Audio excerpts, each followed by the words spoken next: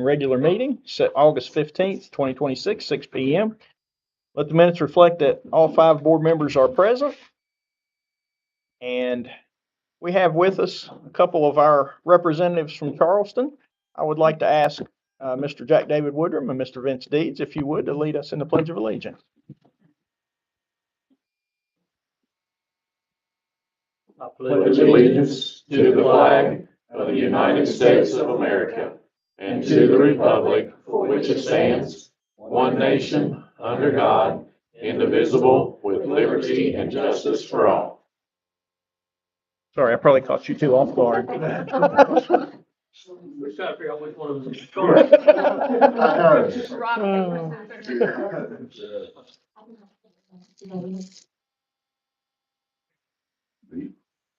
All right, item 3, approval of agenda adjustments.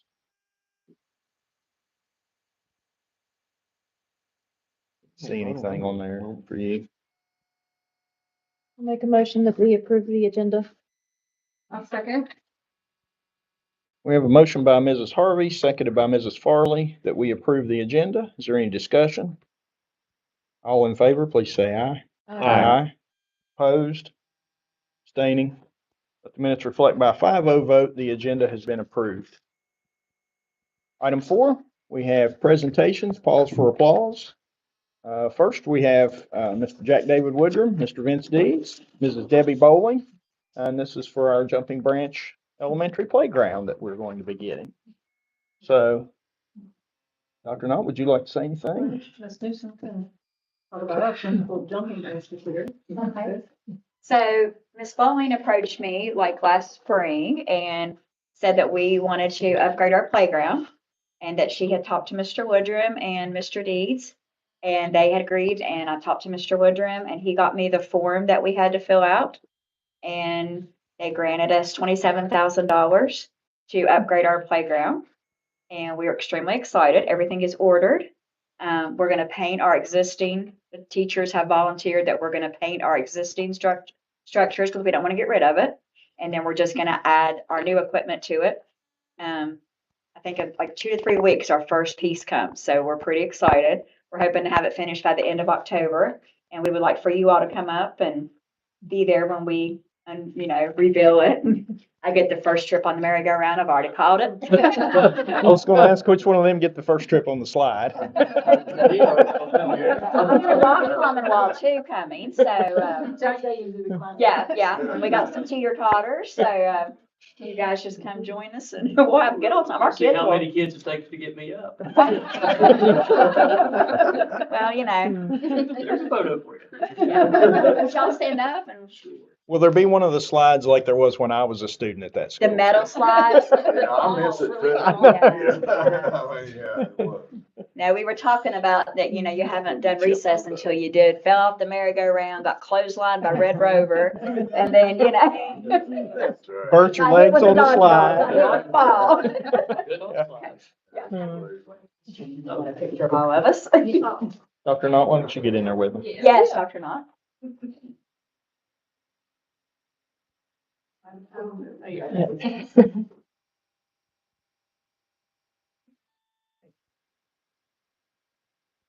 But we are very excited and we're going to get through.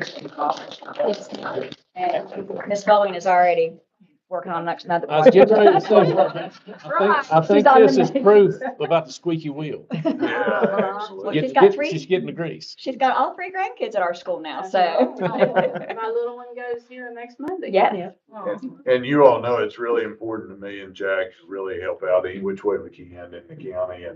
And really, it's good to help out with Jumping Branch Elementary School. I went to school there and, it's kind of like going down memory lane. I'm not only walking the halls there, but even looking at the playground equipment. We're really excited to be able to help out with that. Well, you all come by anytime. We'll take you on a tour of the school. Mr. Woodrum's been there, but Oh, we'd love to have you stop by anytime. Absolutely. That's a big thank you. I Yes, appreciate it. yes, we do. And our kids, they're very excited. They can't wait. They asked me yesterday, when's our playground equipment coming? So they're super excited. Thanks. Ian. Yep. Thank you all. And to you, Ms. Bowling, a big thank you to you. You saw a need and you you didn't wait for someone else to take care of that need. You No, moved. I mean, when you see So- something that needs to be done, you go after it. That's right. And we love it because we do have the best parents and grandparents, I have to say. They jump right in. I was talking about Jumping Branch earlier today. When we were there, it went through ninth grade. Oh, I know. Yeah. I know, and, you know, and then, it switched, and then we came down here at this open campus, and, little Jumping Branch Dairy Farm. Oh, yeah, it's a big city. You're like, we can walk. Oh, yeah. I had to grow up a lot. Had to take a shower before I came to school. Did you have Miss Carter make that? No, I didn't. Okay. Yeah. Well, she was one. And we hate to leave early, but we do have to Now, go. we have another meeting, Yeah. having to fall at the same time. Understand. Appreciate you stopping by. Please stay in touch. Thank you, guys. Thank you. I'll stop Thank by. you. If we get it done, I'll let you know. Okay. Thank All right. you. All right, y'all.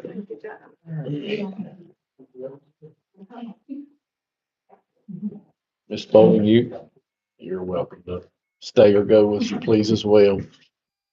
Just kicking her out. No, Kenny, I was gonna have her stay with us, so. You're welcome to do as you please. We'll listen. So the next one, we have anyone here? Yeah. Okay, all right. Let's reach out to them again from Summers County ARH and see if they can make it to the next meeting. I will say they did come to our opening Okay. day at the high school, and we thanked them then for the shirts, but we'll invite them to the next meeting. Okay, and we could go ahead and give a little recognition now, that we want to thank them for what they've done. Summers County ARH has been very supportive of Summers County schools. We see them at football games, we see them at different athletic events, basketball and different things, handing out supplies for our kids, handing out hand sanitizer, offering, their services. And they did provide our staff with T-shirts. The theme for this year, I love West Virginia Public Schools. It's a campaign. Campaign, thank you. We asked them to sponsor, and I thought maybe just part of the cost of the t-shirts, and they said how much, and they sponsored the whole. And they have done that for numerous things throughout the years. I think the scoreboard at the football field was sponsored by them years ago. So we're just very appreciative and hope they're able to make it to one of our future meetings. Next item, we have the city of Hinton. We were awarded a monetary amount from the city of Hinton. Dr. Knott, I'll let you go ahead and talk about that. Megan reached out to us and said that Mr. Leslie was wanting to do something for the school system. She can tell you more about that, but when we went down and we met with Megan and talked through that a little bit, and instead of school supplies, which is what, everybody kind of thinks at this time of year, we have a lot of those being offered, so we just talked about it, and so they're giving us $10,000. We talked to the principals about it, to have them come up with a wish list for each of their schools, and that's how we're gonna use the money. Yeah, the city is very excited to continue to support education in Summers County. It means a lot to us. It means a lot to our future. So anything we can do to help you guys out, or if you need anything, Dr. Knott has my information, so always feel free to reach out and we'll do what we can. Thank you. Thank you. Thank you so much. We appreciate it. And you make sure you tell Mr. Leslie that, I was hoping to see him here so I we could will. talk about the old basketball Yeah, days. I'll let you know. I even still have my Jumping Branch Elementary basketball uniform. It's a little tight, but I think I can still get in it. Can we get a picture? Yeah, we'll need a photo. Yeah, yep. Board with us to join, or I can come there. Yeah, whatever's easy. How about if we just I can all come there. back here because the room's kind of short this way.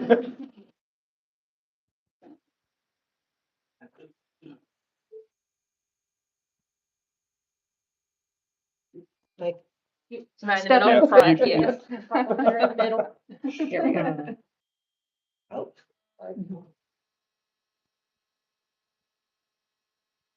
camera are we We looking don't know at? where to look. Wait, I have my eyes closed. I'm not used to paparazzi. Thank Thank you you, very everyone. much. Yeah, thank you so much. The teachers reached out to me as well. That's okay. Thank you.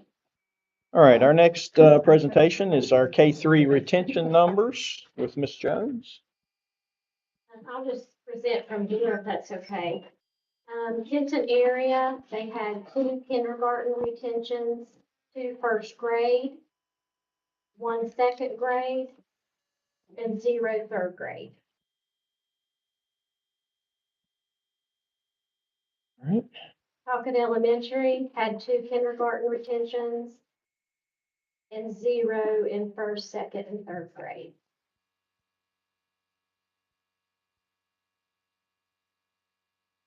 Jumping Branch Elementary, kindergarten, 0 retentions. First, second, and third, 0 retentions. So we see that as you go up closer to third grade, these kids have been under the science of reading instruction, the explicit phonics.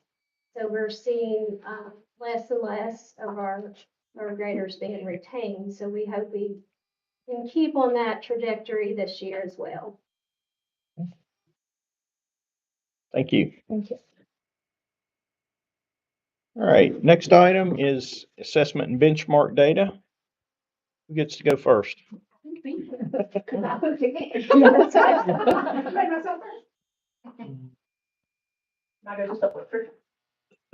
Do the short straw.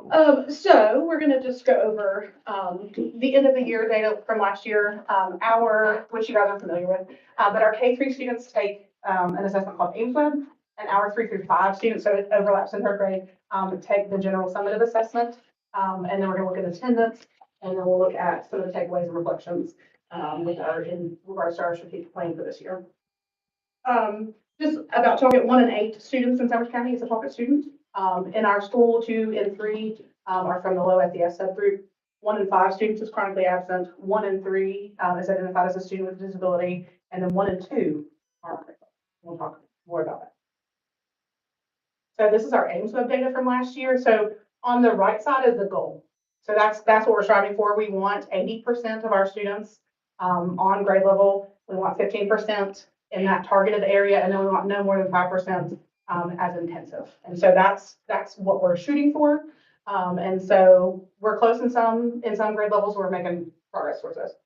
And so across the bottom, I don't know how well you guys can see back there, but it's each individual grade. So kindergarten, first, second, third, and this is ELA specifically. And then same thing for our math scores. And then this was our GSA last year, so the general summative assessment by grade level. And so it kind of fluctuated as far as who did better in ELA or math. But so for the overall picture, this is what it looks like. So we had 20% of our students who met standards, 24% exceeded, for a total of 44% in ELA. And then in our math, we had 20% of students who met standard and 21% exceeds. We did note as our scores were coming in, we were like, holy cow, this kid is blue. And the next kid was blue, and the next kid was blue, and the next, And so what we're seeing is with our interventions, not only are we lessening the number of the kids at the bottom, but we are also increasing the number of kids at the top. I have the number just a second. And so we were very excited to see that. We had 11 points of growth in ELA and 12 points of growth in math and 10 points of growth in science. So we were very excited about it. This is kind of a 3-year look. So what has happened overall, and AIMSWeb and Cambium do look at things just a little bit differently, and so we do keep those separate in this realm, and then we combine them in just a second. And so for AIMSWeb, you can see this is 3 years ago. So we were at 37% proficient, then we went to 42, now we're at 70 in ELA according to AIMSWeb, and that's what Ms. Jones was saying with the science of reading. We have 9 of our teachers who were involved in a really intensive professional development called LETTERS. And it is fantastic. And so our teachers are doing really, really great work. And then in math, we started out a little bit higher, and we had a little bump, and so we're at 73 right now. And then, so on the GSA, 3 years ago, we were at 24%, and now we're at 44%. And then And that's ELA, and then for math, we went to 24%. We were at 24% 3 years ago, and then 41. So we are headed in the right direction. Overall proficiency. So if you just look at the students in our building who are on grade level and who are not on grade level, according to these assessments. And when it comes to the third graders, because our numbers are not always the same with the Ames Web assessment versus the general summative assessment, we take the general summative assessment into account just because we feel like it's a better overall indicator of what's really happening. And so these are again over the last 3 years. So we were at 37% proficient in ELA overall with everything considered. And then we moved up to 54% over the last 2 years. And then we were at 24 and we moved to 50%, 54% also in ELA. So our goal this year is to move to 64%. We're really excited. And so all things are moving in the right direction. And then for attendance, 4 years ago, the chronic absenteeism rate, or 5 years ago, was 50%. And so we have dropped that. We're down to 21%. And so this year we're going to drop it a little bit more. And so these are just kind of some of the notes that we had made as we went through our strategic plan that we made 2 years ago, 3 years ago. We're really still in the depths of that. And so we're moving towards 80% proficiency. But what we've seen is that what we're doing is working. We try to look for where we need to fill in the gaps. Strengthening tier 1 is always what we want to do. But in intervention time, we're doing what Letters called, we're flooding the grade level with adults. So all of our interventionists, all of our special ed teachers, everybody is going to that grade level for intervention so that we can have the smallest ratios with students learning in the smallest groups that we can with the best materials and the best instruction. Our low socioeconomic subgroup percentile last year went from 13 to 41, which was pretty huge. We are seeing our male subgroup in particular drop over the last 3 years. And so we're trying to figure out what's going on, trying to figure out how to target that. We are participating in the Deon Butler mentorship, the football guy who came from the Detroit Lions. And then we also are looking at, with some of our male staff, developing our own mentorship. And then Ron Clark Academy has a Reaching and Teaching Boys professional development that we we would like to send somebody to. And so specifically to target those boys. That's why, because we're seeing their test scores go down, and we don't know why on the other end of it. We're trying to figure it out, but it is happening. And so in special ed, in 2023-24, we were at 0% proficient for the GSA, and we moved to 14% in ELA and in math, which is good news because we're heading the right way. And then we have several students who were yellow, so they were partial mastery. And when we looked at the new third grade success indicators, they're looking at students with like all the way in the red. So those students who are not proficient at all are the students that are at risk of retention. And so we feel like we are doing a really good job because we're making that yellow group bigger, and then again, green and blue as well. We talked about students who exceeded. Oh, and then the other thing that I thought was important, we're doing all this heavy lifting and all this hard work. And when we looked back, we did a school learning environment survey last year, and 100% of our students said that if they have something to say, there's an adult who's going to listen. And we also had 100% of our students who said that they know the adults in the building believe they can do a good job. And that means a lot to us, as educators, because we think that they know, but they told us they know. And so we were pleased to see that. Do you guys have any questions for topic? Pass the lunch. My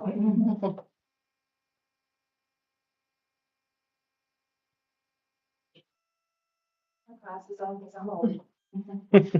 Hey now. You're in good company. All right, so, we have that our goal is 70%, and that's based on our strategic plan goal, and it's a 5-year plan. So we made a lot of growth last year, so we're on our way to that, but I'll explain the annual academic goal targets in just a moment. I have a slide on that, to where the state expects us to be every year as far as grade. But this is the Ames Web for ELA for each of the grade levels, K through 3. And then this is for the math. So they did pretty good. We were very pleased. And then the overall Ameswood proficiency for grades K through 3, math was 73%, ELA was 63.5%. And then the West Virginia GSA, this is for ELA. And that is for math, which gave us an overall of math 32.41% and ELA 31.48%. The ELA academic progress, they reset these in 2021. That was the base year. That was like your benchmark for where they want you to be. And the state expects you to grow at least 3% each year. And so we missed it a couple years. You can see on this, we were on target in the year 23. It should have been 20.98. We had 22.8. We missed it in school year 24. We missed it in school year 25. But last year, we made up all that ground. So we are back at meeting our annual growth requirement. And you can see the school year 26, we should have been at 29.45. In ELA, we were at 31.5. So our scores are not where we want them to be, but we are making progress. So we have the right intervention tools in place. And I think we have the right teachers in place now. I had a year where we had 9 vacancies. We have great teachers, and teacher retention plays a huge part in the amount of achievement you can make, right? Ms. Hoffman? Okay. This is the math for the annual mathematics goal targets. Same thing for it. We were on target. And then we weren't for 2 years. Last year, we should have been 30.98. We were at 32.4%. Okay. And we hope to just keep on going. It wants 3%, but we're setting lofty goals for ourselves. We'd like to see at least 10% growth over the next 2 or 3 years to catch up with everybody. Attendance chronically absent in the school year 24, we had 38%. School year 25, 44%. We dropped that to 32% last year. We actually decreased it by 12%. And our goal, we've had a short-term goal of decreasing it by 5% the last 2 years. But our long-term goal was by the end of school year 27, which we are in, to have it 20 or under %. So that is what our current goal is for that. Just some reflections and updates. The data shows that we're making progress in ELA and math. We are continuing our focus on quality tier 1 instruction. We have a high percentage of students with disabilities, about 40% currently. And to assist them in catching up, we are ensuring they get the grade level core instruction with the gaps in IEP goals addressed during intervention times when possible. So we created schedules. The teachers actually worked on the schedules for me. And that is the special ed schedules, the master schedules, everything is along the class list where the students would match each other's level for intervention and stuff.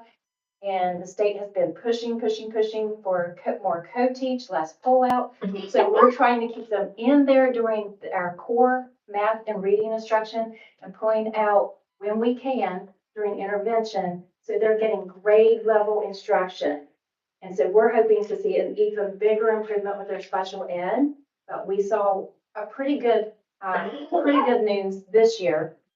Special ed students at Hinton area ranked in the 58th percentile statewide in 25-26, which was a remarkable jump from the 6th percentile the previous year, suggesting targeted interventions are working for this group. And this was from schooldigger.com.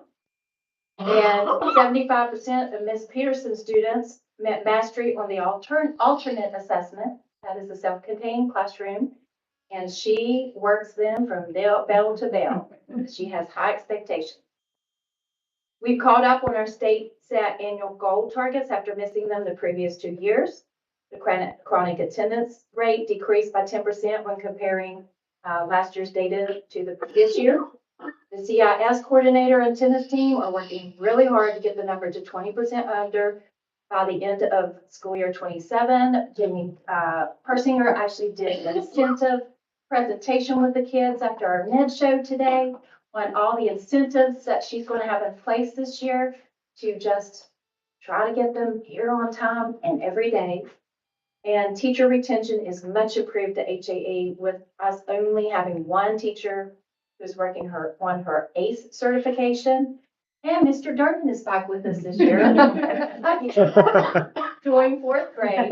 We did interview a certified teacher this afternoon, and she is thinking about it. She is fully certified, but she left teaching to do nursing, and now she wants to get back in teaching. So she's got to see if she's ready for all the challenges that teaching gives us in today's times. So we'll see about that. But I do say, I just want to emphasize again, and you know, teacher retention is so important. And we are just thankful that we're finally to the point where Hidden Area is seeing great teacher retention. Any questions for us? More of a statement than a question. Sure. When listening to this, it really is, I guess, more heartwarming. I guess it just does, makes me happy to hear how much your all's goals intertwine with our goals as a board and superintendent goals, because that's what our meetings have been about the past few weeks, are the board setting goals, the superintendent is setting goals, and to hear your all's goals. And you know, one that stood out was, you know, you were talking about your goal that you set for chronic absenteeism. That's something we're concentrating on. That's a big thing. And to know that we are all working together and our goals match, that's so important, because, you know, if we aren't all on the same page, we will not be successful. And I'm just extremely happy about that. I think the communication has really improved. And at our principal meetings, they communicate exactly what they would like to see. They set the expectations for us, and then we take those expectations back to our goals. So I think it helps us all stay on the same page. Wonderful. So, all right, I guess it's me. So thank you. Pushing our rope in the same direction. Yes. It's best you can push a rope. All right. We're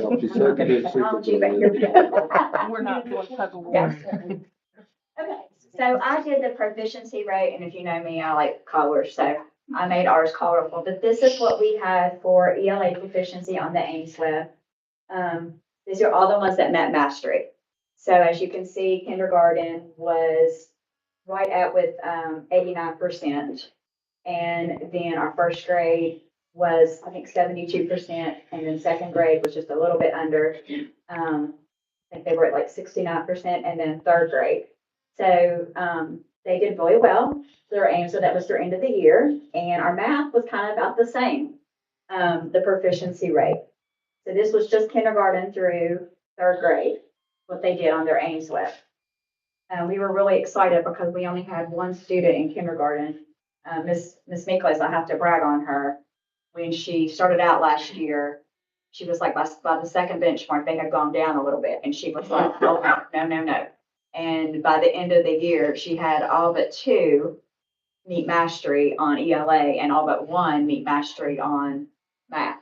So I have to brag on her because she set the goal really high that she was going to get them there, and she got them there. So if you see our GSA, we were happy with our results. These are the proficiency. We were really happy with our science, and I have to say the same thing for Miss Knott. Last year was the first year she had taught 5th grade, and so she wasn't sure about the science, and we weren't that high. And so she told me at the end of last year she was going to use test authoring, and she was going to get them to where they needed to be. And they are at 70% proficiency in science, which was really hard. yes. That science test covers 3rd, 4th, and 5th. So it's a pretty hard test. But as you can see, 5th grade met their 80% goal, because we had an 80% goal across the board line for ELA. And then even in math, we were super close. We were like 75%. And our 4th grade struggled a little bit, but we're going to get them there this year. We put some different things in place, like intervention and some different strategies we're going to use with them to bring them up. There are COVID babies, so we're still, trying to get them through. So our goal was 80%. And I figured it up today and we were at 72% for the whole school for ELA. So we were really close. And then I figured our math and we were at 79%. So we were like, I told the kids that, so we missed it by 1%, but we got it. We're gonna get it next year. And then our science was 70%. So, but we were getting there. Our chronic absence rate is 17%, what we finished with the year with. Our goal this year is 15%. Our goal last year was 20%. So we did meet our goal. Ms. Bowling and I have already pulled the list and already started with incentives and what we're gonna do to make sure our kids get there. We're at 100% right now. These past 2 days. So, Congratulations. everybody said. So our theme this year is our story. So we're going to tell our story. We have a lot of things to be proud of. So we are a PBIS Model Spotlight School for this year, which is really exciting. And Andrea Helms, our secretary, she is one of the top 5 finalists for Service Personnel of the Year. We find out September 8th if she got it. So we're going to the gala to find that out. Our enrollment is 107, which is up from last year. We were technically at 109, but when we lost 2 grades at once, we had kept our 10 6th graders, we would have been at 117. So we're considering that a win because we are at 107, which is very good for Jumping Branch. Because when I first took the principal job, we were at 89. So we're coming up. Our playground equipment is ordered. That's a big update. Yeah. Ms. Helms had applied last year for a grant from the Hinton Area Foundation to make our teacher parking lot better. The culvert was put in by the Department of Highways. So we met with a former student, Samuel Whitaker, yesterday, or day before, maybe last week. Anyway, all my days are running together. And he gave us a quote on how to fix our parking lot to make it look better. So we're going to be working on that. We are doing the One School, One Book, and our kids are excited. They're doing the NIMS Island. And we've already got our questions and our thematic unit ready. And the teachers have been given the book. So we're going to start that. We started something this year that we thought the kids need more vocabulary. So on our morning announcements, we do a word of the week. And the word of the week is trice. And we spell it and we pronounce it. And then they have to use it in a sentence. And if they use it in a sentence correctly, they earn a Tiger dollar to spend at the Tiger store. So we started that. So once a week, they'll get a new word. And we try to use it too. And then Dr. Knott had us have he was really good. He was a comedian that came and did our opening day. So, and they said that when kids laugh, there is like safety in that. So every morning we start out with the joke of the day. Some kids don't find my humor as funny as I do, but anyway, so we do a joke of the day every day to get them started with a laugh. We implemented a new social studies program in addition to our regular social studies called Mystery Social Studies. We already were using Mystery Science, but this is like more interactive and more like real life. And so we're excited to get that started. Our PBIS program is a big thing that we really do with our kids to teach them manners and teach them how to be just genuinely good people and kindness. So we use our think sheets is what we've always had. But when we became a PBIS Spotlight School, they sent me a lot of different things and they sent me an instructional playbook. So one of those things in there was like restorative conversations, simply not just telling the kid you did wrong, but actually having a conversation with them to figure out what is going on. Why did they think this? And it even had like an apology letter that they could write like a draft. So it's also incorporating writing in that. And so we're going to like tier it like, you know, just for like a small offense would be a think sheet. But then like for those tier 2 support might be a restorative conversation before they get to me. So that way we can try to help them figure out something to do better. We have our AR, we got it all set up. We use that to encourage reading, where they read books and then they have to not only read so many books to earn their points, but they have to pass the comprehension questions. So that gives their comprehension skills some practice. We're getting art this year for 3rd through 5th grade. They're going to be coming once a month. in person to do an art lesson with our students. And our students are really excited. My younger ones are kind of bummed, but the older ones are going to go teach an art lesson, what they've learned, to my younger ones. So the younger ones will still get art, but my older kids will be their teachers. So I think that'll be kind of cool. We're going to pair them with a younger grade. That way they'll get art too. Newsella, we're all getting Newsella, and that is used to help with writing, but it has like real life topics. So it keeps the kids interested, and you can like pick a topic, like if you have a kid that's interested in baseball, you can find like a prompt to help them with baseball. So that way they're interested, because kids will work harder if they're actually interested in things. We got Miss Bowen is doing brag tags for attendance, where they have a ring on their Tiger Dollar binder, and they get a brag tag each month if they've been there for perfect attendance. So that way we can keep up with that. And we did the 9 or less coupons for attendance. That was Miss Helms's idea. They get a coupon, they get 9 coupons, because we're striving for 9 or less for student success. So they get these coupons. Instead of parents having to remember to write a note, it's already filled out, they just have to check that they were at a doctor's appointment or they were sick, and they just send that coupon in and then we count it. So we've got a lot of good things going on at schools. I will say that we came up this year 24 points on the School Digger. We are now in the 58th percentile for the state. So we're just hoping to keep going up. And I think that's all I have. You all have any questions? I think it's a little stiff using the AR to encourage reading, but other than The what now? that, I think it's a little stiff to use AR to encourage reading, but Oh, not the gun. It's not an accelerated reader. I was thinking, We're all about getting those you was scores. talking about Okay. joke of the day, so I was just trying to help. and going with joke of the day, you might even be able to use that as an incentive that the students can earn the chance to tell the joke of the day, but run the joke by Yes. you first. Record the joke. Yeah. Our students do our morning announcements. So, Yeah, so that's maybe pretty cool. they could, earn the right to tell their joke. but Right. You have to clear it. Miss Molly was a little extra today. She sent me a joke with the word of the week in it. So that's what we're doing tomorrow for our joke of the day. It has our word of the week in it too. So we're going all out. That's fun. And just a shout out, you did mention the culvert was replaced. Yes.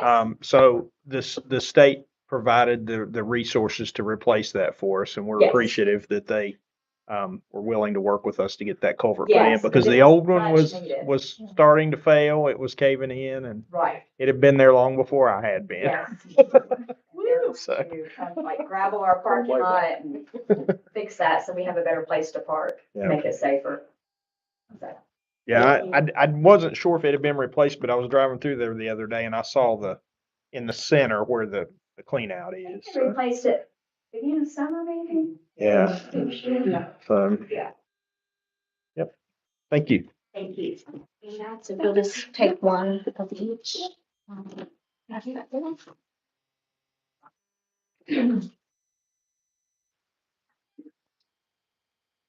So, in looking at the data for the high school, much like these ladies, we have various sets of scores that we look at. So we will be looking at our, general summative scores for our grades 6, 7, and 8, our progress learning grades, scores, I should say, for 9 and 10, our SAT school day scores for grade 11.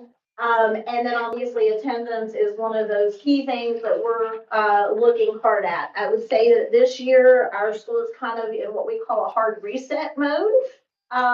We have attempted to make sure that communication was very, evident and that parents and students knew expectations before school started. We have implemented several new things. We're even using lockers for the first time. I'm thinking at least since COVID. I'm not sure when the students quit using the lockers, but we did ask teachers at the end of the year things that they thought would help with classroom management and attention and various things. So students are not carrying backpacks in classes. They are utilizing lockers.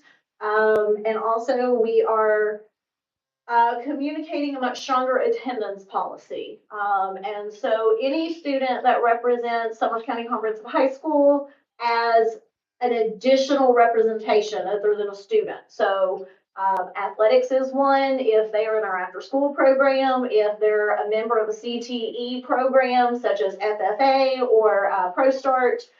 If the student does not come to school that day, they cannot participate in games or practices that night. Now, for example, some kids obviously have to go to the doctor. We are saying half a day, but you have to have a doctor's note or a funeral note, meaning you have to have had to go to the funeral. That is working to encourage our attendance, and when we talk about that, we will see specifically why. But also students who get in trouble. If they have OSS or ISS, their discipline is technically over at 11:59 p.m. the night or the last day they served that. So suspended students cannot participate in athletics or extracurricular activities until the next day. And so that is also with in-school suspensions as well. So again, our motivations are to be in class, to be engaged, do what the right thing, do what you need to do, and then go represent the school and be the best you can. Ms. Gunn mentioned teacher retainment, and our school since I've been there as a teacher, it has a lot of rotating doors. Sometimes I think that students are a little different today than they might have been 5, 10, 20 years ago. Actually, there's some research, and our school is looking at how we can work on communicating with the younger generation, because they, even though we may have told them as parents or grandparents or aunts or uncles that you respect a teacher, a lot of the students today think that you have to earn not only their respect, but also their engagement. So we are trying to delve into some of those studies to make sure that we're kind of getting underneath the problem and trying to deal with it directly. If you look at our GSA scores, 6th, 7th, and 8th grade, unfortunately, we see way more yellow here, which does not meet proficiency than I would like. When we look at grade 6, you notice 32% was meets standard. I'm sorry, 32% was does not meet, which was the smallest group of does not meet in all of our ELA. We had a retired teacher last year who was certified, who moved our kids forward and maintained what they had gotten from all of the fabulous schools here in Summers County in elementary. 7th grade, if you notice the 54%, we have not had a certified teacher in that position, I'm thinking in about 2.5, 3 years.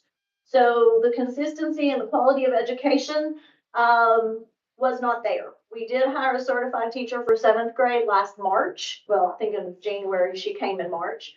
So we are utilizing all of the different things that we have to grow those scores now that we have a teacher who's certified in consistency. Grade 8, we had a 39% does not meet. However, I will say that 8th grade had some of the highest growth. Last year, we did have a certified teacher who worked with students and pushed them. So unfortunately, that teacher has moved to another county. We do have a semi-certified sub, not for 8th grade, but for elementary and some reading background, working with a substitute. I'm thinking that's going to be coming in. So we are utilizing our mentor teachers through the educational support network that the county has really worked diligently to build, to not only mentor those long-term subs, but to help support them throughout the year so that they have the instructional coach, they have administrators, and they then have their mentor. Whether it's an official mentor or not, we're making sure they have that support. In our 6th through 8 math, I would like to point out that we struggle in math. We did not have a certified teacher in 6th grade. We did not have a certified teacher until March this past year in 7th grade. And in 8th grade, we have not had a certified teacher for a couple of years. I honestly think that the rigor that the teachers bring to the classroom and the understanding of educating our children to where they need to be is a key problem and a concern. Again, going back to the Educator Support Network and making sure that those teachers feel like they have someone they can go to, someone that's checking in on them and someone that is willing to support them. When we look at our trend data, the blue line that kind of surpasses everything is our ELA. And when kids come to the school, they do have a strong background in ELA. However, you note that our highest percentage here overall was last year, the 25-26 school year at 35%, as far as proficient. And so we think we're moving in that direction. Our goal is at 50%. And so when we get to the updates, I'll share with you a little bit on how we're really moving that forward. We are continuing intervention. We are continuing some skills, but also working with the expansion of exploratory career technical programs at the middle school level to be more hands-on so that they can do both reading and math in the sense that it's also career related, so they can learn about things that they might be able to use in the future. Our mathematics, as you see, our highest was at near 20%. We would like to set the goal this year that that's at least 25. And again, we were saddened that we lost 2 math teachers within 2 weeks of school starting. And so we have put subs in, and I think we have had a strong couple of days, but we are utilizing not only our textbook curriculum, but also the SREB curriculum that has been rolled out, especially for the high school grades, so that we can continue to support that growth as they go through.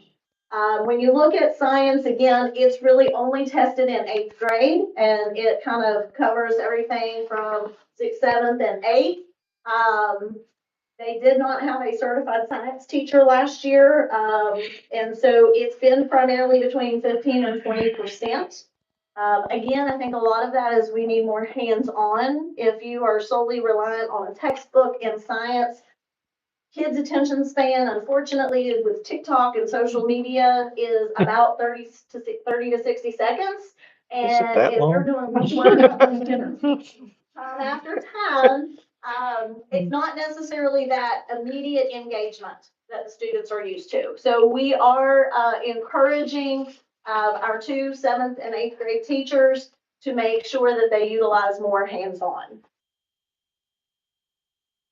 Progress Learning, looking at 9th and 10th grade. Again, Progress Learning is a program that we utilize, but it runs an SAT type test, pre-test, so that we can look at practice and we can look at similar components from 9th grade all the way through 11th.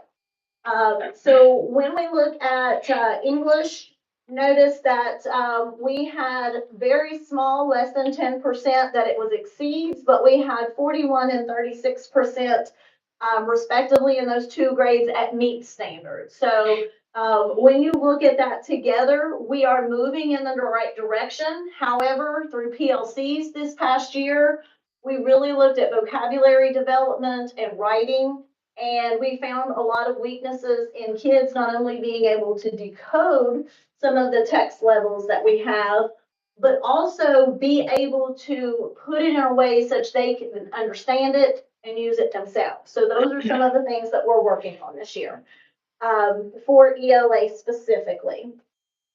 Math, grades 9 and 10. Unfortunately, when we look at the percentages here, the 55% for does not meet. Our 9th grade teacher was a substitute last year. It was about 3 or 4 substitutes throughout the fall.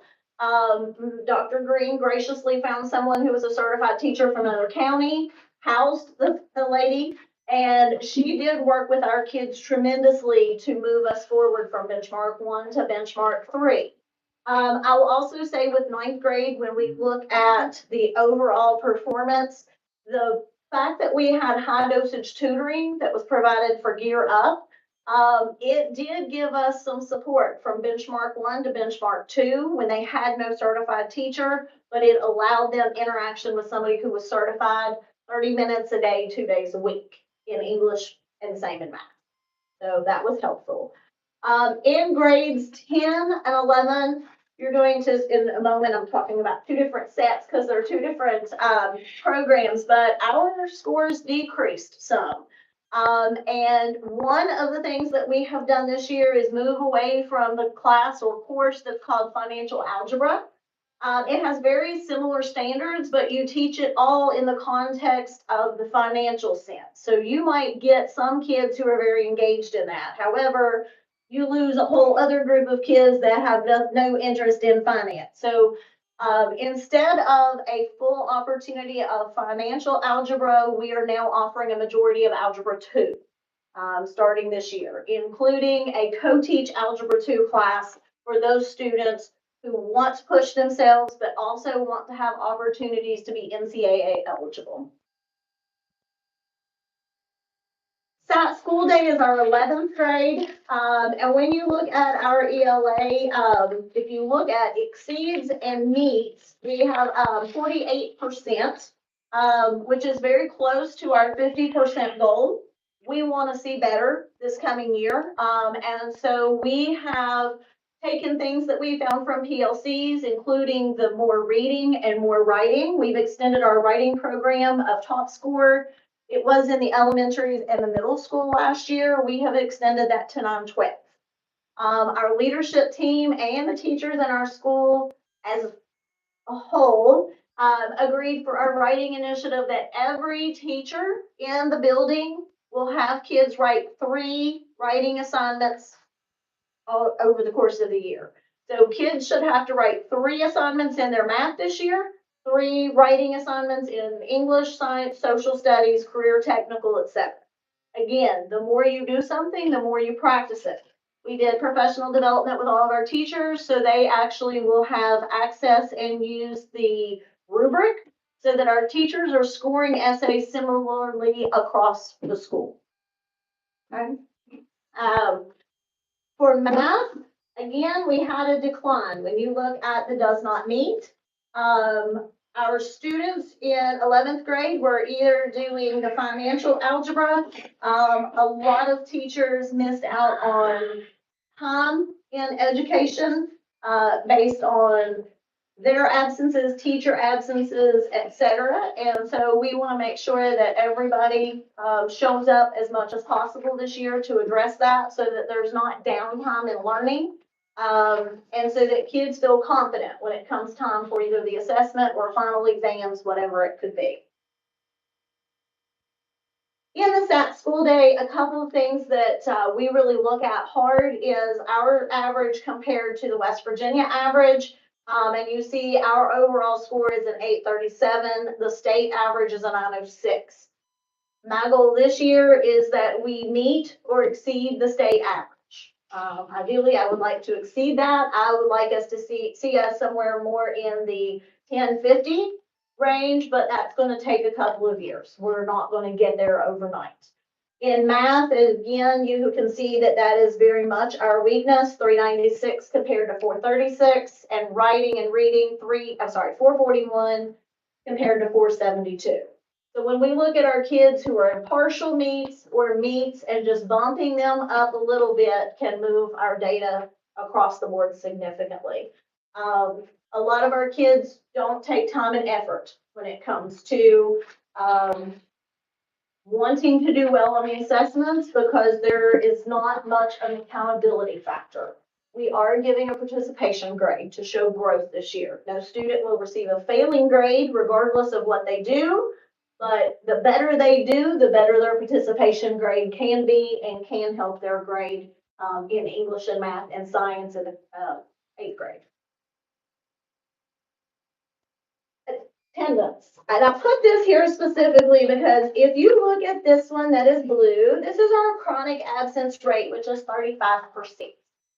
Meaning 35% of our students miss school 20 or more days a year. Just barely beating that is our non-chronic absence at 37. The kids that need attention, meaning somewhere between 12 and 20 absences, is at 28. So when I say we're doing a hard reset this year with attendance and making school important, we're trying our best to do that. I'm sure we will have some bumpy roads. We'll have parents and community people who are concerned about athletics and what kids can do. But they have to be at school for us to be able to reach them and help them succeed, whether it's on these assessments or preparing for college or the military or the workforce. Some of our subgroups that continue to be higher than our all category for chronic attendance, if you note the blue, that's at 50.8% of special education students at our school miss 20 or more days. Students who often need more time and more support, we cannot give it to them if they don't come to school. Now, in that process, we're also asking our teachers to do more and be more supportive and making sure that they deliver accommodations or modifications that are truly going to help the student, not just put a set that sounds like it might be a good idea. And we are encouraging students, if students refuse the accommodations or modifications that they are offered, we need that to be followed up with the IEP meeting to make sure the parents know that and find and talk to the kids. What can help you? Because we live in an amazing world of technology, but if we have students that have speech to text or text to speech and they're not using it, that is setting them up for failure to use the basic tools that everybody has available to them when they do move out into the world, whatever it might be. Grades 8 through 12, they also have very high chronic attendance rates. Now, 6th grade and 7th grade, both are below 30%. So we feel like as they get older and they get more independent, parents are more likely to come and get them if they decide they want to leave, let them stay at home. So we are going to continue to increase communications. We have asked Mr. Yost in technology, once we get Schoology set up and running, and attendance taken, everything, we would like a call out to go to every parent around 10 o'clock in the morning that their student was absent. And so we also are doing grade checks on Fridays. Very quickly, if you will look at our updates, I gave you a large copy just because this is my kind of one pager of what our reset looks like this year. At the top, you see we've tried to align everything to our strategic plan, goes over our mission. Many of you have heard us say attend, perform, and behave. And those are what our goal is at the very minimum with our students, but also with our staff. If you look at the goals across the top, we have 4 of them. Increase attendance, I should say decrease chronic attendance to less than 29%. That would be 6 points or 6% improvement. Graduation rate, we do have a students with disabilities goal. We actually had a 98% overall graduation rate last year. Special education, graduation rate was at like 91 point, almost 92. But we want to make sure that it's equitable. If we graduate 98% of all of our kids, we want to make sure we're graduating 98% of our special ed students. Academic mastery, by the end, we want at least 50% of our students to achieve mastery or greater. Again, we moved there in a couple of pockets of grade levels. We just need to get our entire school moving in the same direction. And behavior, if you looked at last year, we had less than 900 disciplinary referrals over the full year. So we thought like we did pretty good with that. But one of our big areas is just disrespectful behavior, the way kids interact with students, the way they interact with one another. And so we're looking at decreasing 5% in that specific targeted area.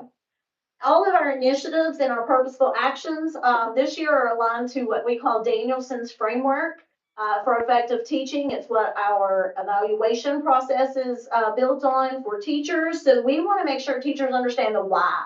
Why are we asking you to do this?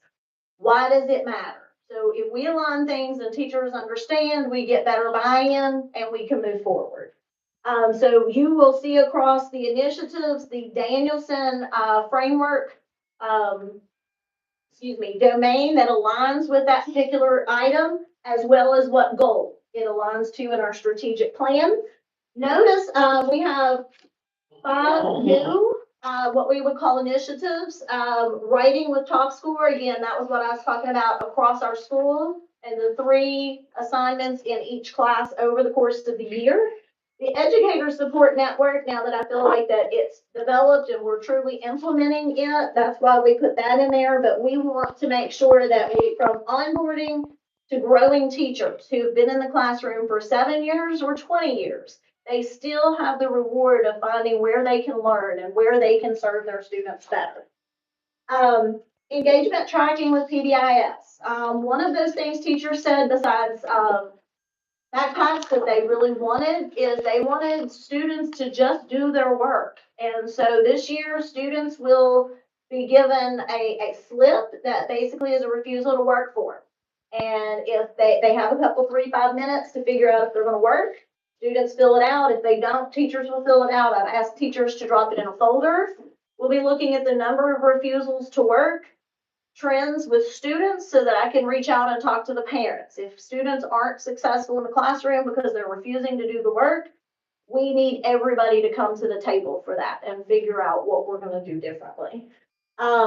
So also that will give us a hard percentage number on engagement, kids that are checking out versus kids that are actually doing and learning and growing.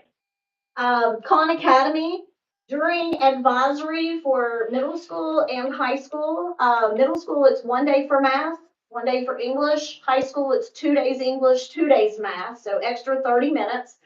Teachers don't feel comfortable giving a lot of homework anymore because kids won't complete it.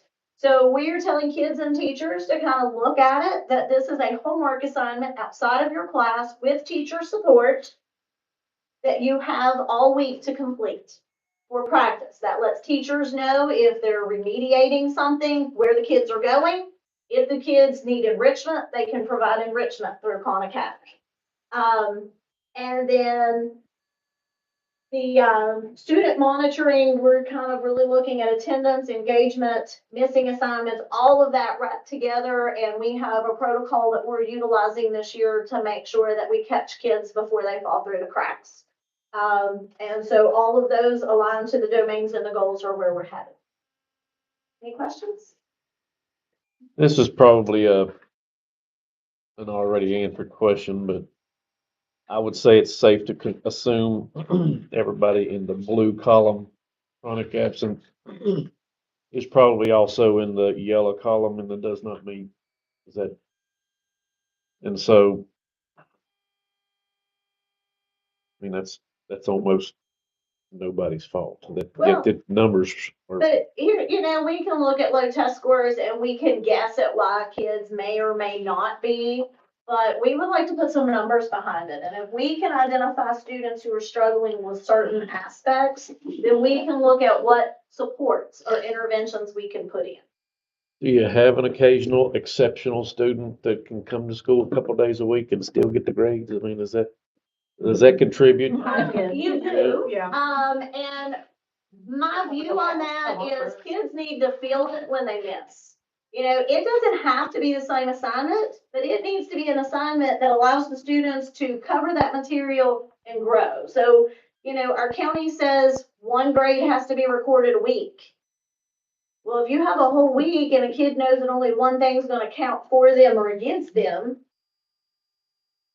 it's not necessarily a motivation to do all of the work. So we want to make sure that they have the opportunities to practice. And if it's that practice they're not doing, again, we'll know. And if a kid is absent and very, very bright, there's no reason they should be excused from the work.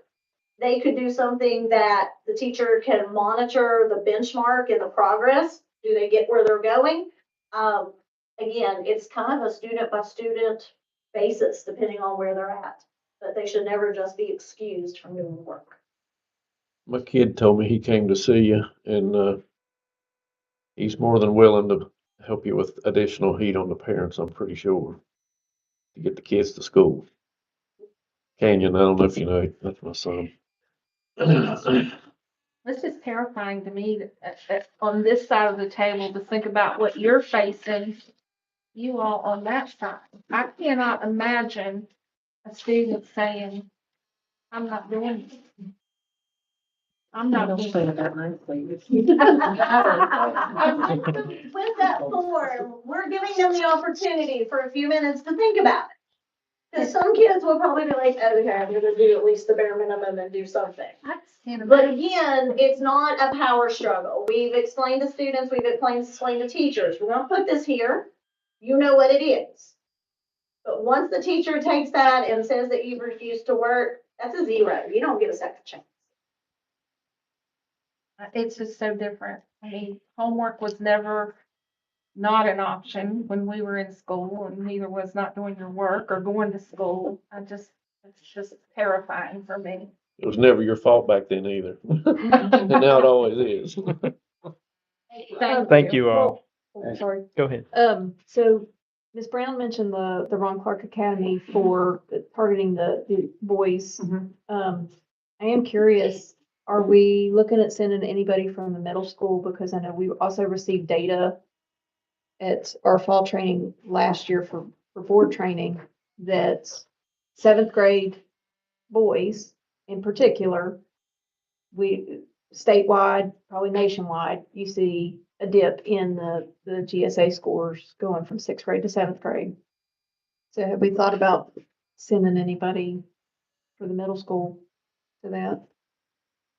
I think it's on this agenda, you're going to approve for the administrators to go. Right. To the RCA. But And then. does that include So this that's particular specific training? No, Yeah, that was. but Ms. Brown has submitted another request to me for the training with, the boys. And that can be open to the middle school as well. That one they only do once a year. If it's not It's too coming up late. in And it's in the November. fall. Yes, correct. 12th and 13th, I think, are the dates. And so, yeah, but they only do it once a year. But yeah, the more the merrier. Absolutely. Any other questions, comments? Great, thank you all. Item 5, Dr. Knott, do we have anyone sign up for public comment? And as I mentioned, and as our policy, anyone who would like to speak at the board meeting, the sign-up sheet is placed out. You have to sign up 15 minutes beforehand, and then we allow guests to speak, delegations to speak in 5-minute increments. So, item 6, approval of minutes. The superintendent, we don't have any minutes for this meeting. So Dr. Knott, those will be provided to us at the next board meeting. Item 7, approval of bills. We have before us the bills that were submitted for payment. There were a few on here I asked Dr. Knott about. There were some rather large bills. So About Willie Goat. I did ask about Willie Goat. That is the playground equipment for Oh, Jumping okay. Branch. All right, cool. Yeah. As I saw that and I thought, what in the world? And then, did you find out about the West Virginia Yeah, Adjunct General's office? that's the Mountaineer Challenge Academy. Okay. Student, Okay, Trafera, Step 7B funds, that's the computers. that's for the service agreement. Is that right? Or is that for the devices themselves as I'm well? not sure. Okay. And then Lexia Voyager, Lexia? I don't Yeah. have it. Yes. LEXIA. That is a state grant for the letters, which one of the referred to, but it's training, train the trainer training. Okay. And we have, I think Kristen Richmond is gonna be our train the trainer. And then Inova Matt you had asked about, but that is, our adopted math curriculum. Good to see our water bills down.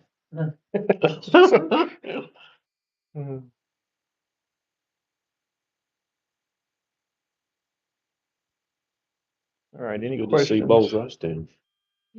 Questions about the bills?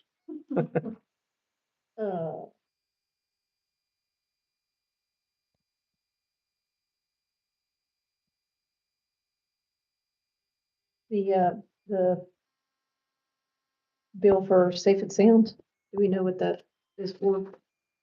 There were several fire panel upgrades that had to be done this summer. And I'm just gonna tell you there's a couple more coming as well. Are we separated from the old middle school now? Fire panel wise? We've been, Like, yeah, the main part of the building, yes. okay. Make a motion, we pay the bills. Second. We have a motion by Mr. Brogan, seconded by Mrs. Harvey, that we pay the bills. Any discussion? All in favor, please say aye. Aye. Opposed? Abstaining? Let the minutes reflect by a 5-0 vote, the bills have been approved for payment. Item 8, we have no transfers and supplements. Item 9, old business, old business A, discussion or possible action regarding superintendent goals. And according to West Virginia Code 6-9A-4, paragraph 2, personnel, I'm going to make a motion that we go into executive session to discuss the superintendent's goals. Second. Motion by myself, seconded by Mr. McBride. According to West Virginia Code 6-9A-4, paragraph 2, personnel, that we go into executive session. Any discussion? All in favor, please say aye. Aye. Opposed? Abstaining? Let the minutes reflect by a 5-0 vote. We'll go into executive session. The time is 7:12 PM.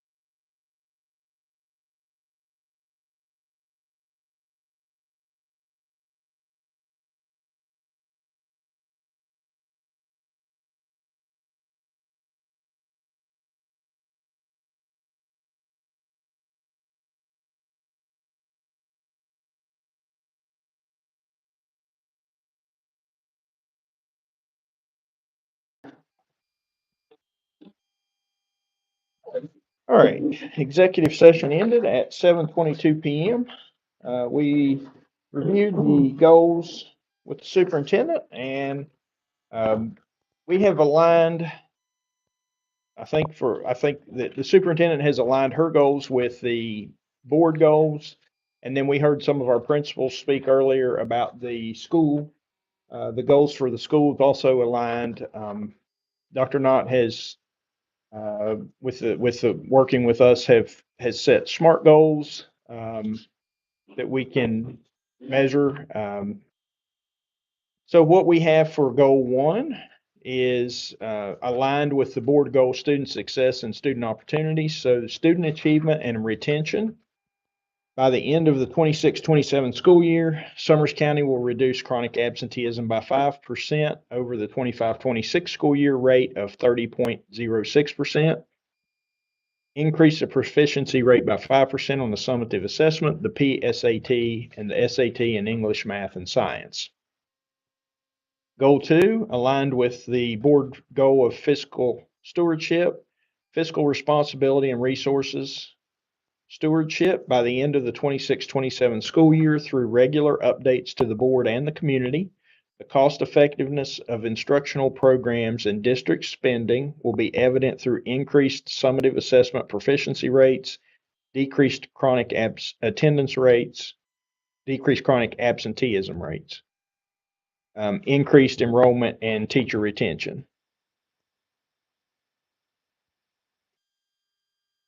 And then the third goal, aligned with the board goal of community engagement and public trust by the end of the 26-27 school year using a pre-post survey. The community will increase their positive view of Summers County Schools by 5% points through involvement with community and business partnerships and a positive social messaging campaign. Are there any questions or comments?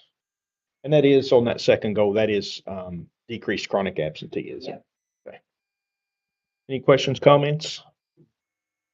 Okay, so we have before us the superintendent's goals for the 26-27 school year.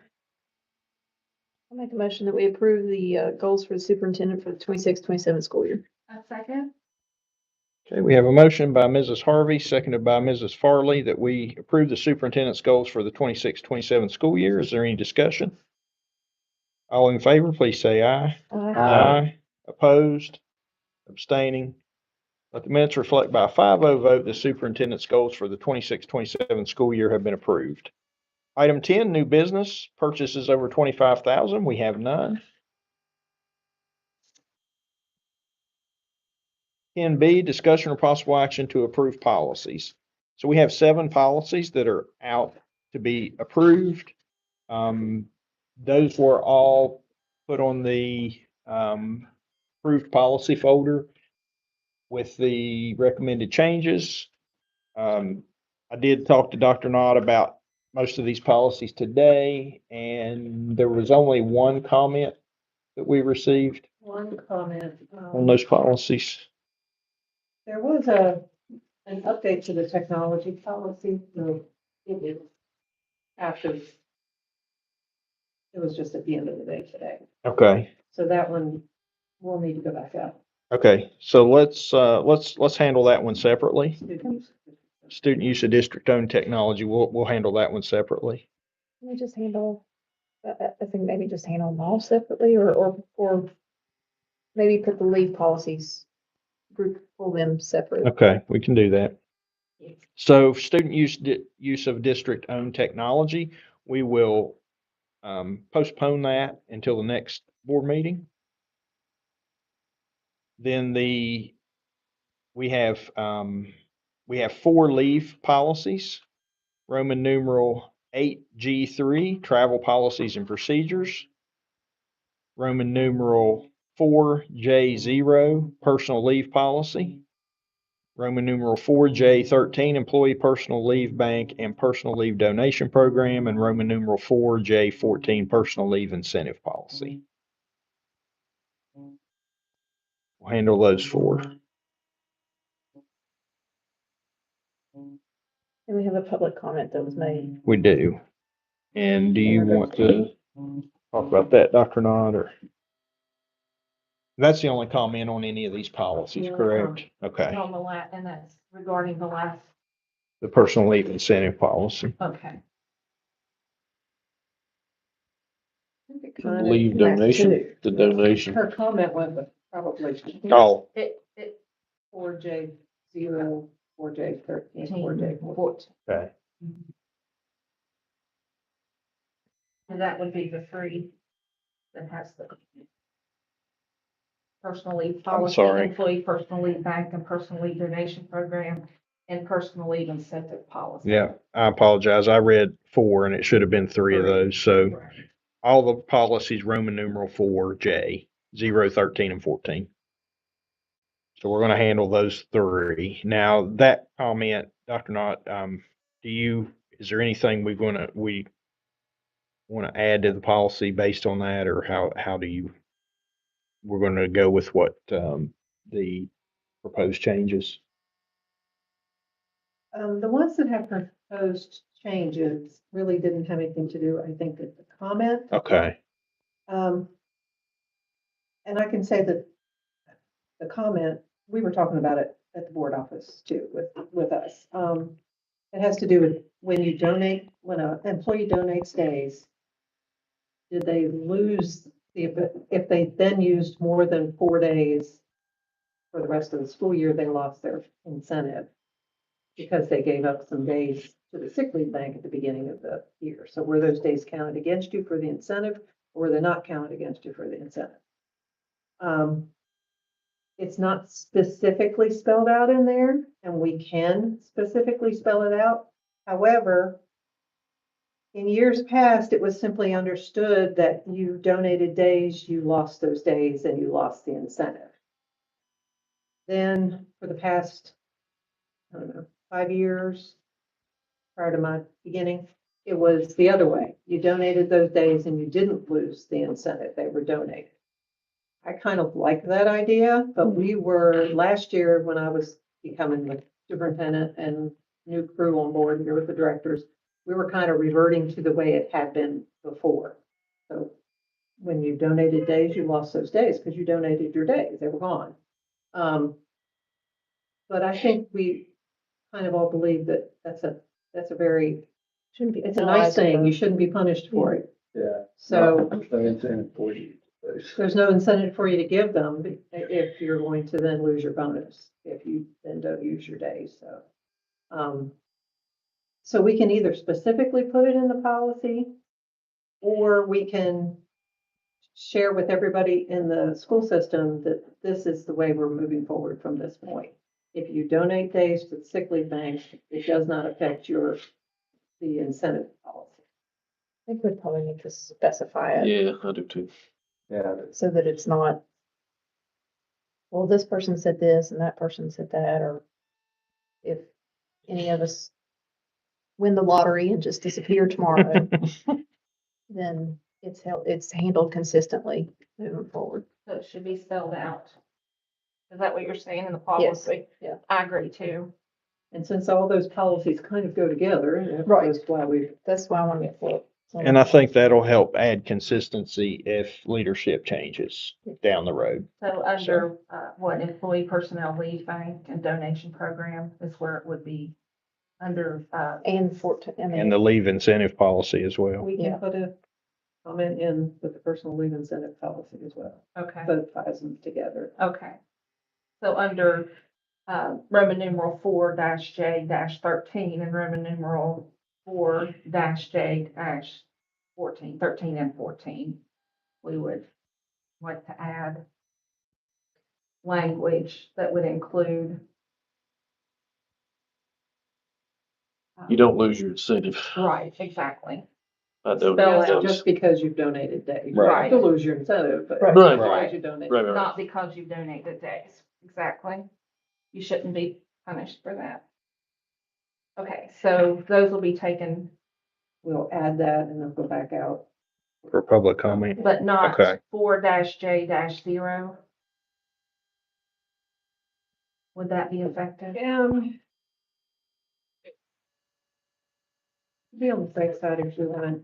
include that when it'll come around next time. Okay, so all Yep. three of those will be pulled from this time. So we'll postpone any Just to make sure action we don't on, have to put anything. postpone any action on 4J 013 and 14. Okay, and so now we are at, we have drug testing policy for students involved in the simulated workplace. This is 7-A-4. And this was just a little bit of cleanup in the policy itself. I read through the additional changes. I'll make a motion that we approve policy 7-A-4. Second. A motion by Mr. Brogan, seconded by Mr. McBride to approve policy 7-A-4. Any discussion? All in favor, please say aye. Aye. Opposed, abstaining. Let the minutes reflect by a 5-0 vote, the policy 7-A-4 drug testing policy for students involved in simulated workplace has been approved. The next one is policy 6-H-2, grading uniformity and promotion within the schools. Make a motion that we approve policy 6-H-2. Second. Motion by Mrs. Harvey, seconded by Mrs. Farley, that we approve policy 6-H-2. Any discussion? All in favor, please say aye. Aye. Opposed, abstaining. Let the minutes reflect by a 5-0 vote, policy 6-H-2 has been approved. And then the last one is policy 8-G-3, travel policies and procedures. Make a motion that we approve policy 8-G-3. Second. Motion by Mrs. Harvey, seconded by Mrs. Farley, that we approve policy 8-G-3. Any discussion? All in favor, please say aye. Aye. Opposed, abstaining. Let the minutes reflect by a 5-0 vote that policy 8-G-3, travel policies and procedures, has been approved. All right. Item C, discussion of possible action to approve out-of-state overnight trips. We have Sean Hawkins, Rebecca Brown, and Angel Gum for the Ron Clark Academy for Administrators, October 1st through the 2nd, 2026.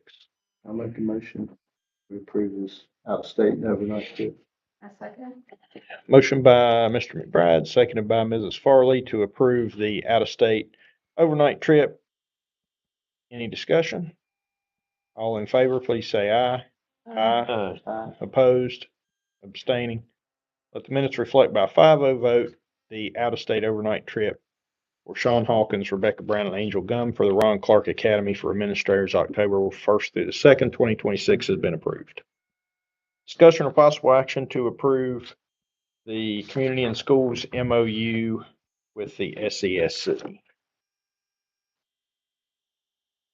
I read through this. Is this an additional CIS in addition to the 4 or No, it is for one of the. for one of the 4? Um, And it's a half of one, right? pardon me, And it's a half of one, right? well, it's not really half, but partial. We have one of our CIS is a 140-day contract. We can't have a 140-day contract, but the SESC can, and that accommodates that person. There is an administrative fee you'll see in the SESC program fee. But that will materialize today and that will be paid through the CIS, not from county. I'm going through the SCSC for one of, it's not going to hurt our community and schools allocation. That allocation is going to go down regardless, and this will not affect that. Okay. It would look like under number 5, that those dates would need to be updated.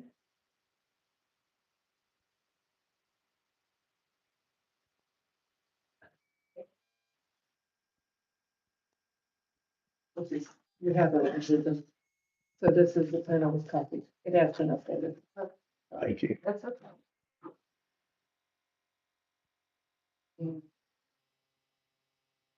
Corrections made.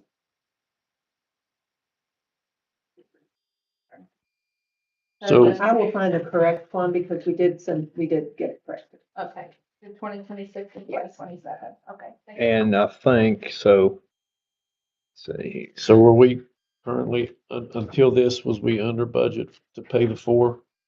Or will this free up funds to buy supplies for CIS? Ms. Uh, Jones, if we do this, we'll be close.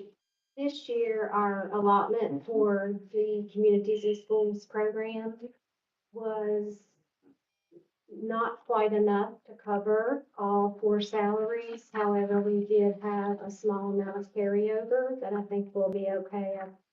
We talked with Lauren today.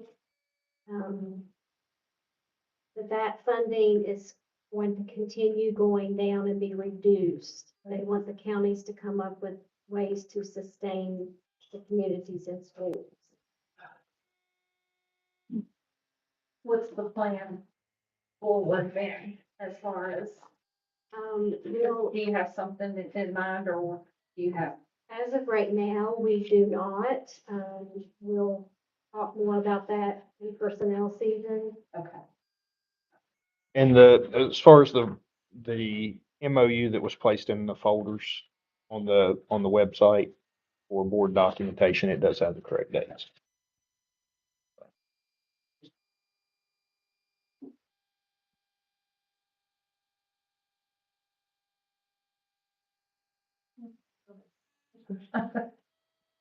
All right. So do we have a motion for the MOU, CIS MOU with SESC? I'll make.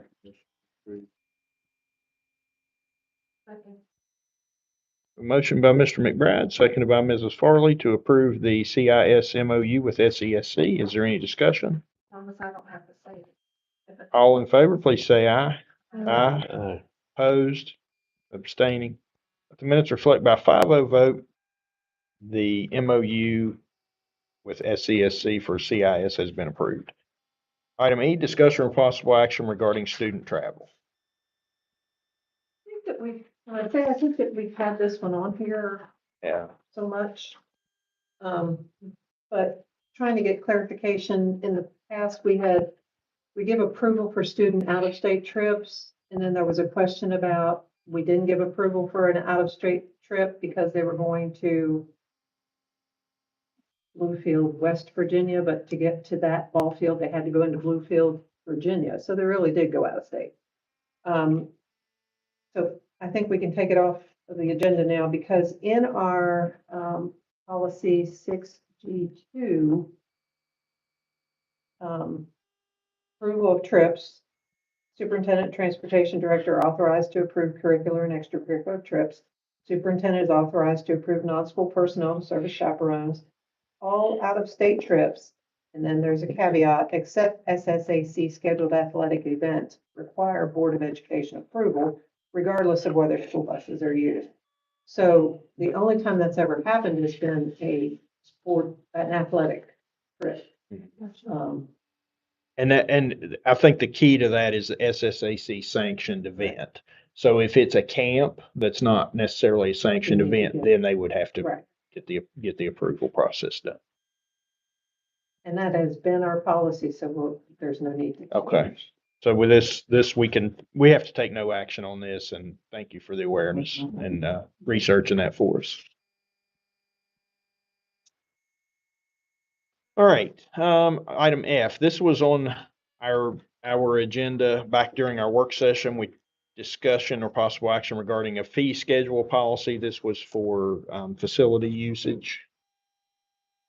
And we are not ready to Okay. prepare one right now, but we would maybe talk about it at a work session. Okay, so we'll just Schedule our next work postpone this till our next work session. That'd be fine. And then also during that last work session, we discussed possible action regarding homeschooling fee, and that's not a fee for anyone who's homeschooling. That's for someone who has potentially taken the Hope Scholarship, but they come back to take one or two classes, such as maybe a CTE or something from us, then we could recoup some of that funding from the Hope Scholarship. Or participate in Um, sports. Mr. Lester, the attendance director, in Okay. case, is prepared to talk about that. Okay, So the state has given us guidance for Hope Scholarship fee that we've, working on a policy, we've sent it to our attorneys, and they're checking it out right now. We haven't gotten it back yet. I've been in discussion with several other counties around us, and, you know, they plan to do the Hope Scholarship fee as well, as for the guidance from the state. But there came up, a homeschool fee. So if a student isn't participating in Hope Scholarship, and they are doing homeschool, do we want to charge them to participate in sports? So a lot of the counties around us have decided that's not something they want to pursue, but we wanted to bring it before you all to kind of let you all discuss that, or if you wanted to discuss it during the work session, or you guys want to see fit to do that.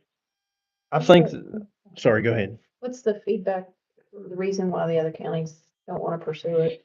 There's a lot of blowback because traditional homeschool students don't receive federal dollars. With Hope Scholarship, of course, they do. They receive money from the state and all that. But traditional homeschool students don't receive any money from the state, so. My feelings on this are if we were to start charging a fee, I think we would need to start it at the beginning of the school year across all sports. And with some of our fall sports having already started, I think this would be appropriate to postpone to a work session. And that would give everyone time to research it a little more. We can, maybe at some of our school board association meetings, we can see what our contacts, what our neighbors, how they feel about it as well. Ultimately, we want to do what's best for the kids, but we also have to, as a board, remain financially solvent and responsible. So we'll postpone that to the next work session as well. Item H, discussion and possible action regarding board meeting policy. Looking at the board meeting policy, the only thing that I think that needs to be updated is, it had us meeting at Summers County Comprehensive High School. And we can change that to the board office located at 116 Main. And it had 6 p.m. And it had 6 p.m. Yeah. And then, of course, in that language somewhere there, you all can change the location. That'd be Right. see fit with. And the time as well. Yeah. Yeah. So I'll make a motion that we put the board meeting policy out for review.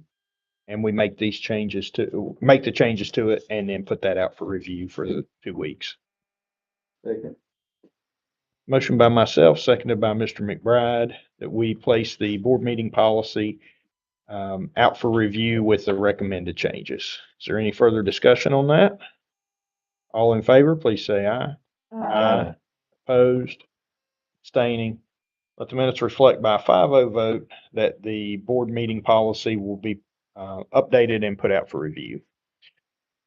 Item I, discussion and possible action regarding the mission statement. Dr. Knott and I spoke earlier today, and there's going to be a principals meeting next week. And so just like our goals for the board, superintendent, and the principals, they're going to, during their principal meeting, review the school mission statements.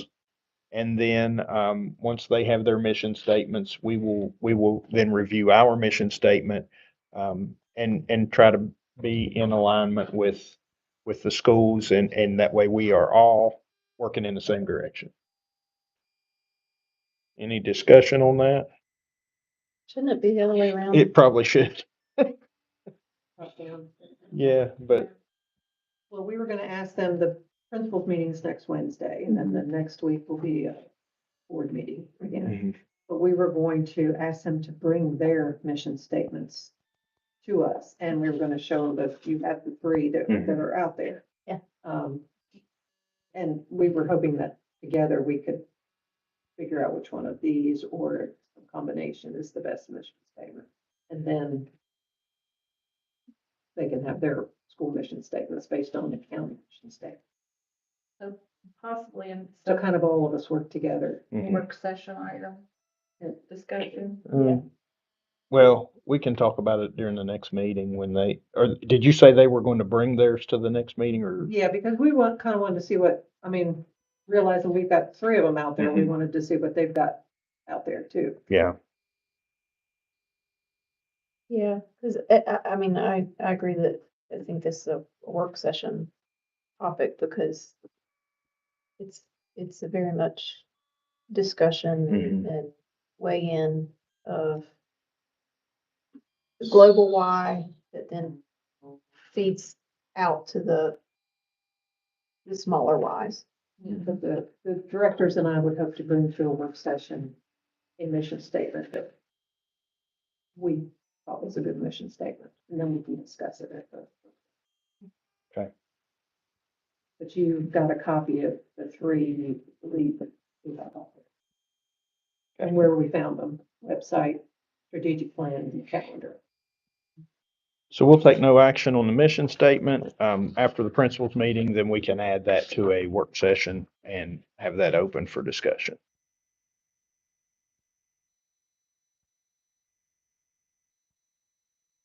All right, next item, discussion or possible action to schedule work sessions. So this was another thing Dr. Knott and I myself spoke about today, and we had kind of talked about having several work sessions through the school year.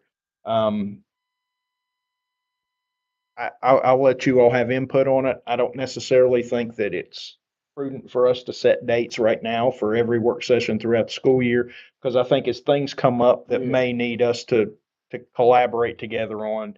But I would like to have a work session every quarter if possible, every 9 weeks. That way, if anything's come up through those 9 weeks of school, we can address that.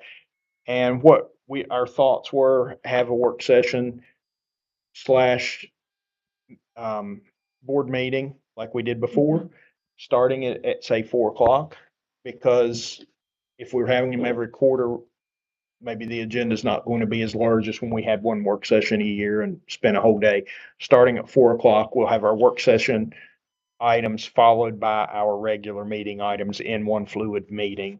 And that way, we're not rushing to get through any of the work session items because of our regular meeting starting at a certain time. We'll just have one agenda that covers both work session and regular meeting agendas. So with that, I did ask Dr. Knott just to kind of look at Looking at calendars. the and calendar talking for to the directors and things that maybe the business office has coming up in September, maybe that we don't want to rush it too much. And then get too late and you run into different things. But we were thinking possibly October 27th is a board meeting date.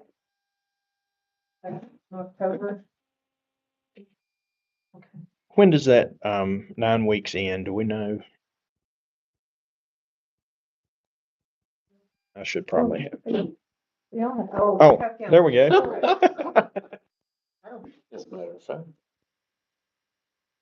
And I didn't, for whatever reason, bring my regular.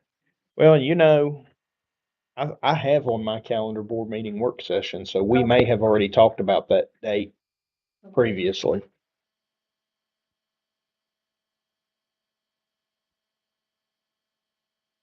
I'm not sure 2 hours away the next. And it's right after the end of the first grading period. Okay, okay. So let's go ahead and plan for now, a work session on October 27th. Tentatively, we'll schedule that for 4 PM. As the agenda is built, if we see we may need additional time, we may back that up an hour, but we'll make sure if we do change the time on it, that notice is given in a timely manner. Are these motions, sir? Yes, I'm making a motion that as of now, we schedule a work session for October 27th at 4 PM. Motion by myself, seconded by Mr. McBride, that we schedule a work session for October 27th, 4 PM. Any discussion? All in favor, please say aye. Aye. Opposed? Abstaining? The minutes reflect by a 5-0 vote. The work session has been scheduled for October 27th at 4 PM. Item 11, we have superintendent's recommendation for personnel. We have before us resignation and retirements. We have leave of absence.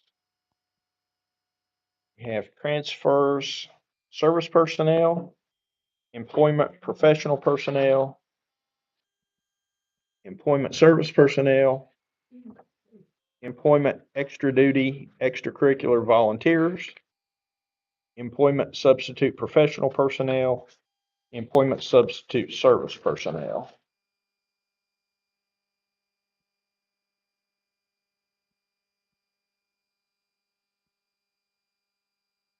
And these were all posted, the names for these were all posted with the agenda for the required amount of time. If you have Mr. Angel, you have the, West Virginia code. 6-9A-4, paragraph 2, personnel. So I'd like to make a motion to go into executive session under West Virginia Code 6-9A-4, paragraph 2 for personnel. Second. Motion by Mrs. Harvey, seconded by Mr. Brogan. According to West Virginia Code 6-9A-4, paragraph 2, personnel. We go into executive session. Any discussion? All in favor, please say aye. Aye. Opposed, abstaining. Time is 7:54 PM.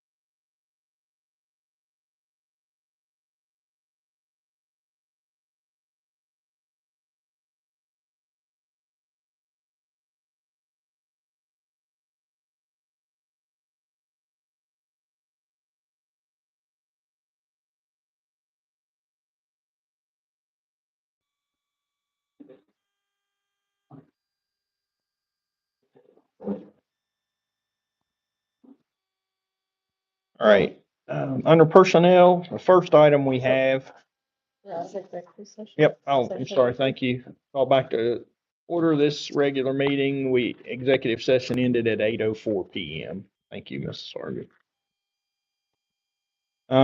So resignation retirements, we'll handle that separate. Make a motion, we accept the superintendent's recommendations for resignations and retirements. Second. Motion by Mr. Brogan, seconded by Mrs. Farley, that we accept the superintendent's recommendation for resignations and retirements. Any discussion? All in favor, please say aye. Aye. Opposed? Abstaining? Let the minutes reflect by a 5-0 vote, the superintendent's recommendation for resignations and retirements has been approved. Okay, next we have leave of absence. I'll make a motion that we approve the superintendent's recommendations for leave of absence. Second. We have a motion by Mrs. Harvey, seconded by Mrs. Farley, to approve the superintendent's recommendation for leave of absence. Any discussion? All in favor, please say aye. Aye. Opposed? Abstaining? Let the minutes reflect by a 5-0 vote, the superintendent's recommendation for leave of absence has been approved.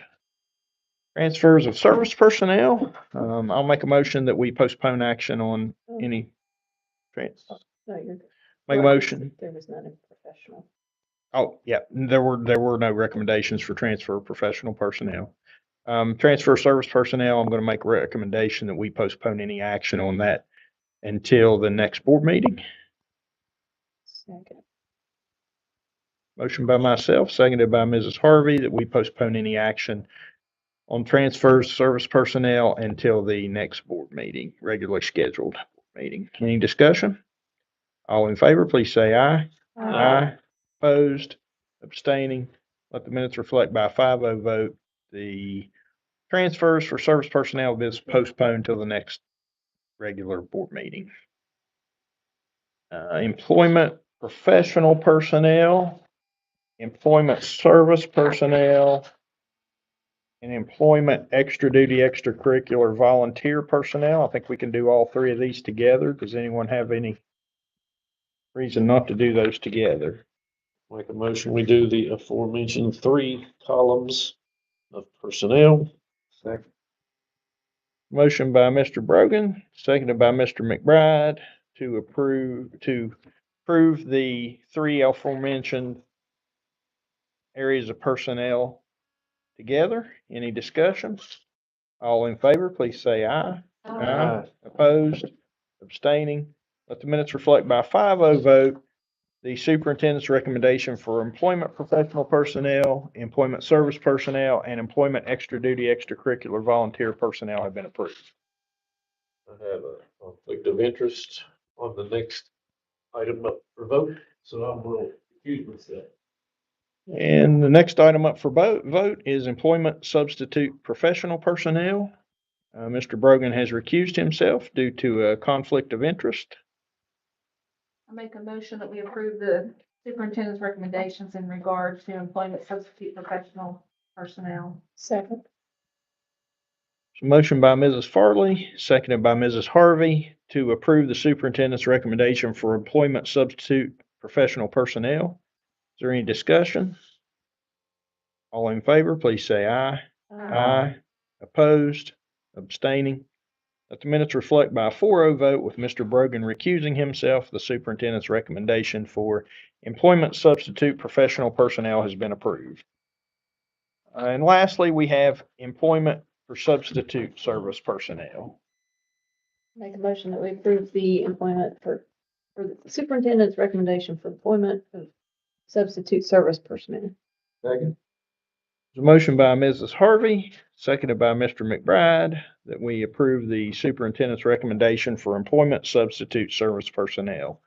Any discussion? All in favor, please say aye. Aye. Opposed? Abstaining? Let the minutes reflect by a 5-0 vote that the superintendent's recommendation for employment substitute service personnel has been approved. Item 12, superintendent's report. I'll be very brief.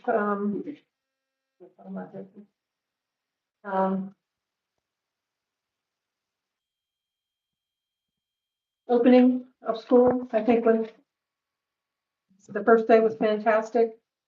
The day was wild and crazy, but we got through it. There's a full moon coming. Yeah, I've been watching that. Yeah. They- So I think we had a really good opening of school.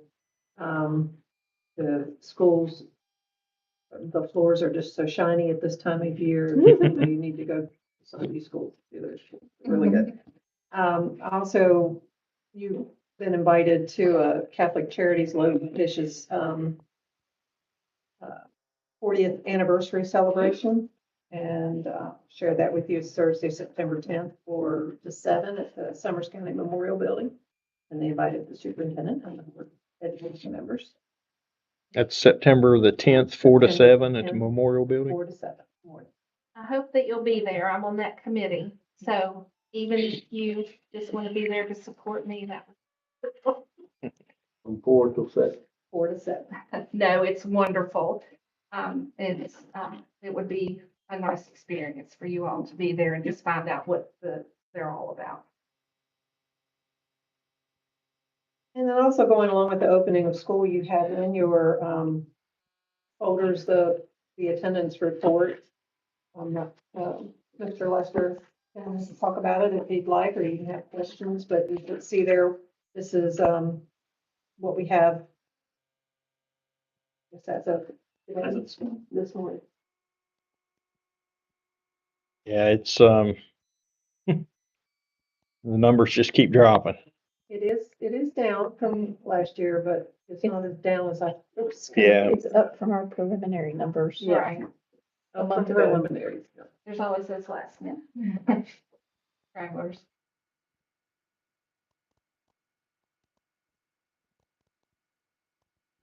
Hopefully we can just keep it going up, even if it's just a little bit at a time. Inch and inch. And we, 41 more students for the Hope Scholarship. May to August. Do we have numbers that reflect students that transfer to other counties?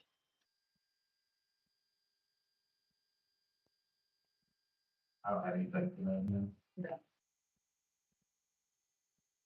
We do get copies of, when a county accepts them.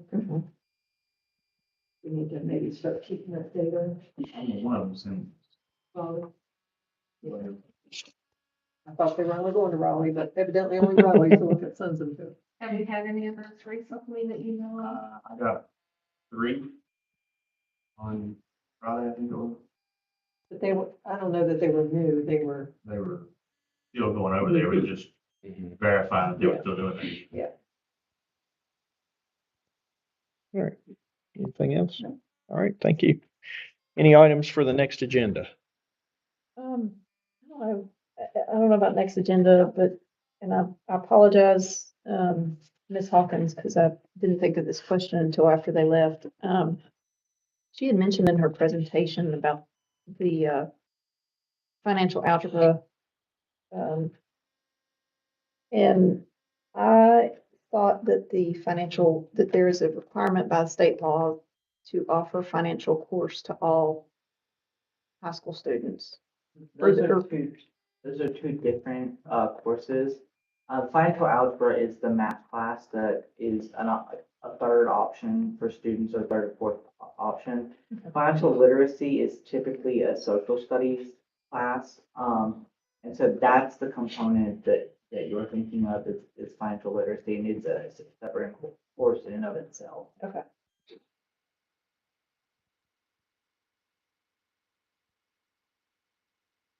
Okay.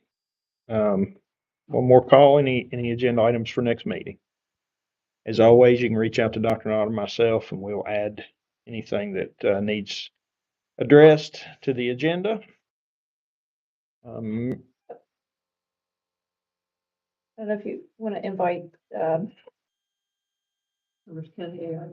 and Ms. Bauer and Mr. Boone for going above and beyond in doing what they've done to participate in the local parades. And congratulate them for, yeah, their parade winner. On the next pause for applause.